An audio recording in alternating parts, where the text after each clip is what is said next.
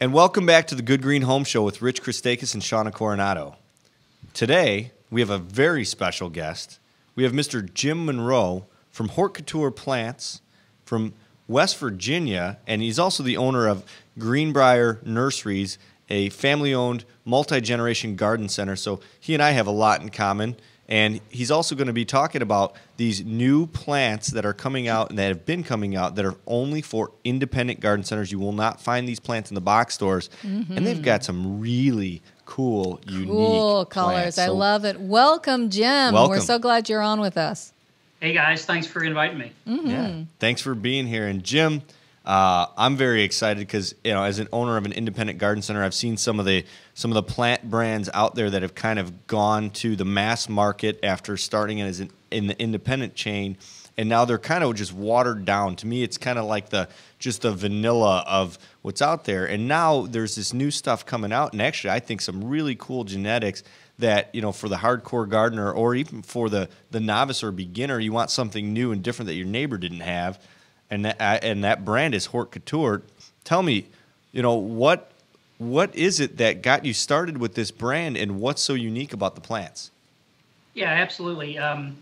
We're very blessed to have an opportunity to work with a lot of breeding companies all over the world to bring plants to the market that maybe the large companies like what you would see more in the box store channel maybe aren't interested in. They really want to commoditize plant material, and so you see more common things. And so our little company, we really try to reach out to the breeder and find out what are the funky things that they have that are really different and that get people excited about plants again. And with that, we also, we're very impassioned with the idea of trying to help the independent small garden center find things that differentiates them from the big box store, which gives them some competitive advantage. Well, Jim, I am weak in the knees for your Under the Sea coleus. It is one sexy coleus. It has very thin branching. It really does look like it came from under the sea. The leaves are just gorgeous. How did you find this plant? Yeah, it's one of the really great stories about how Hort Couture works compared to other companies. Most of the companies that we compete with in the market, they're connected to very large breeding companies. And really, we try to find the small breeders that really have the great stories. And in this case, these coleus were actually bred as part of a class project at the University of Saskatchewan in Canada. And as they started... They're Canadian coleus? They're Canadian coleus. Awesome. Part of Canada. So the professor there was trying to teach plant genetics and plant breeding to the students. Well, as they started to breed these coleus, they started finding these little secondary leaflets on the edge of the leaves. And as they bred that to other colors and other varieties, they really developed this line of coleus. And it wasn't until, and so they tried to kind of show them to some different breeding companies, and no one was very interested. And we were able to make almost instantaneously this connection that they looked like little sea critters. And so it took us about 15 minutes to name the first 20 cultivars. I like king crab. That's a good one. Yeah. So we were, once the marketing idea hit with the coleus look, it was a win. And it's been the most successful product launch we've had. It's amazing. The thing about this particular coleus is it's edged with different colors. So, for example, my favorite is the burgundy one with the chartreuse around the outside, because you can mix it with a traditional annual, like a sweet potato plant that's a bright green, and suddenly your containers look like explosions of color, I think. And I really love it. The one you're talking about is lime shrimp. And yes. And that's one of the things that, like I said, the little leaflets and the different colors that you get, you really opens up a whole palette of things for container designers to do different things. And within the group, it's not really a series of plants. It's really more of a collection. I mean, some of the really big, bold things like langostino, but then you get into some of the smaller things like red coral and our new one for next year, which is a little one called seaweed. You have really fine texture and are really small growers. So there's something there for every garden. Now, you have different types of plants. One of them that I love is the bacopa because, see, From a distance, your Bacopa looks like it's one color. It's called tie-dye Bacopa, but when you get close up to it, the little flowers have several different colors in it, and that's quite a statement in the industry right now. I've not seen another like it.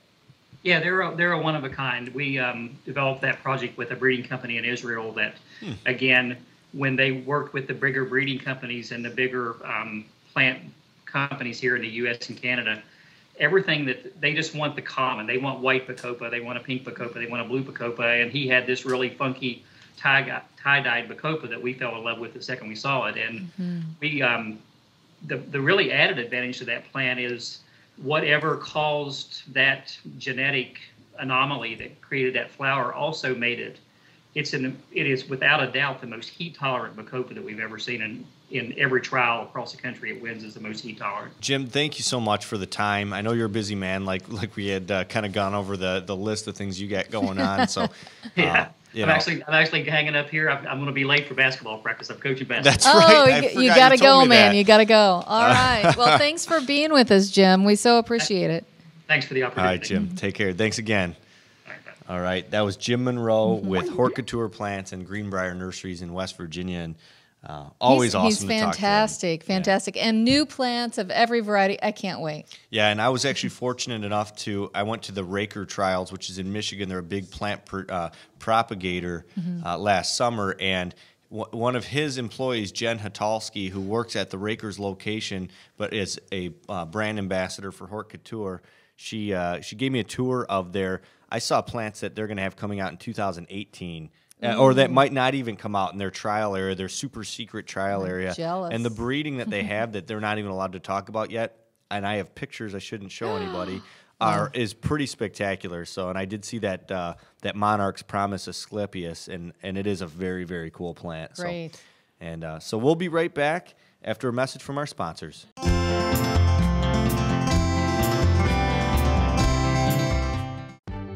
Do you want to stop garden insects before they become a problem? Bonide All Seasons Horticultural Spray is your answer and will stop your garden insects before they hatch. Early spraying smothers most insect eggs left behind by last year's plant-destroying insects. Bonide's All Season Horticultural Spray Oil will destroy insect eggs in early spring and, if used throughout the season, will control all stages of insects. Bonide All Season Spray Oil is recommended for use on shade trees, fruit trees, shrubs, roses, and ornamental plants. Bonide All Seasons Horticultural Spray Oil is easy to use and an all-natural product that can be used all season long. Bonide products are family-made in America. All Seasons Horticultural Spray Oil is available at your local hardware store, garden center, or farm feed store, or go to bonide.com for a retailer near you.